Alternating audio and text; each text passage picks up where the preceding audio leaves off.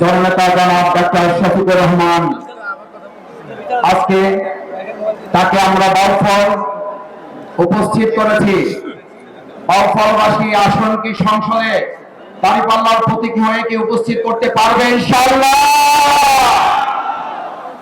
আমাদের নেতা দেখতে কি ঢাকায় বরিশাল যেতে হয়, নাকি আমাদের নেতা আমাদেরকে দেখতে আসে? আলহামদুলিল্লাহ 12 তারিখে তার প্রতিফল আমরা দেব ইনশাআল্লাহ।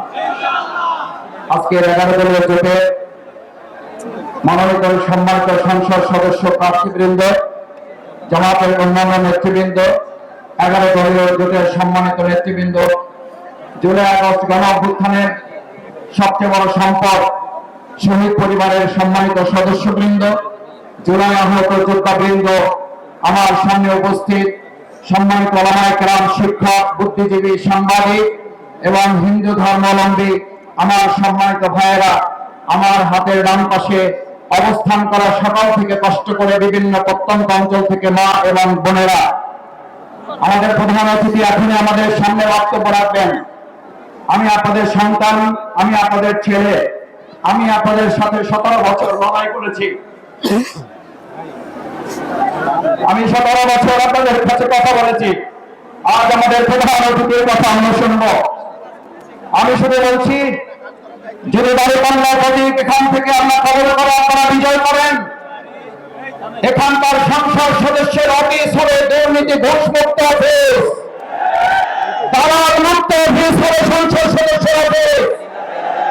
স্বচ্ছ অভিযোগ বাস প্রদান করা হবে, যখনই অভিযোগ পেশ করার পর প্রমাণিত হবে সেটা করে পদক্ষেপ গ্রহণ করতে আমরা বাধ্য থাকবো। আমরা সরকারের পক্ষ থেকে যে পদক, যে বাজেট পদক পরিষ্কার ভাবে এবং আপনাদের সামনে আমরা তুলে ধরব। আমার এবং আমার ব্যক্তিগত পরিবারের বার্ষিক আয় এবং ব্যয় বাজেট আপনাদের সামনে তুলে দেওয়া হবে, যাতে কোনো সত্যতার ঘাটতি আমাদের সামনে পরিলক্ষিত হয়। সম্মানিত আয়োজন বন্ধুগণ, বাউফলের মানুষের সবচেয়ে দাবি সততা, সম্মান, লজ্জা নিয়ে আমরা ছোটখাটো কাজ কিনে বাউফলে বসতে চাই। বাউফলের মধ্যে সীমাবদ্ধ থাকবে না, বরিশালের মধ্যে নয়, বাংলাদেশের মধ্যে আন্তর্জাতিক পরিমণ্ডলে বাউফল পরিচিতি পাবে।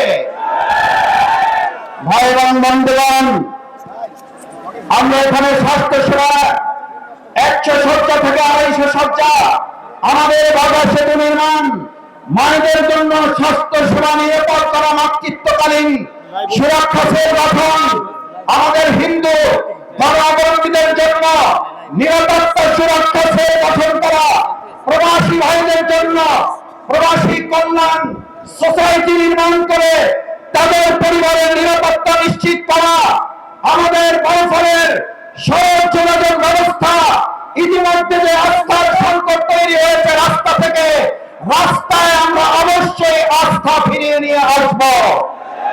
সম্মানিত ওলামায়ে কেরাম, এই বাউফল আমাদের পদভয় এবং পদধূলিতে মুক্ত। আমি মাদ্রাসায় পড়াশোনা করেছি, এখনো আপনাদের ছাত্র হিসেবে স্নেহ মায়া মমতা নিয়ে আমি চলছি। আমি যেমন বিগত দিয়ে আপনাদের মুসলমানের শরীর থেকেছি, আপনাদের তাহাজ্জুদের চোখের পরিচালক রেখেছেন।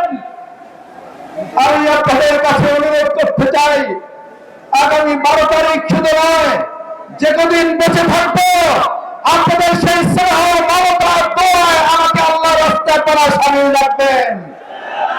সম্মানিত বাউফলবাসী, আমাদের বাউফলের সবচেয়ে বড় সমস্যা নদী ভাঙন। নদী ভাঙন ইতিমধ্যেই আমরা আমাদের সম্মানিত উপদেষ্টা ডক্টর সৈয়দ আরিফুল হাসানের সাথে দেখা করেছিলাম, কিছু আলোচনা করেছি। ইনশাআল্লাহ আমরা বাউফলকে বাজার করে নিয়ে এসে এটাকে সুরক্ষিত করার ব্যবস্থা করব।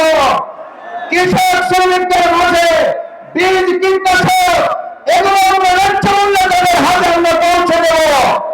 আমার ভাই এবং বন্ধুগণ, আমি আপনাদের বিবেকের কাছে একটা কোশ্চেন রাখতে চাই, আমরা কি এবার ভোট 10 বছরের ডাকাতি মামলার জেলের সাথে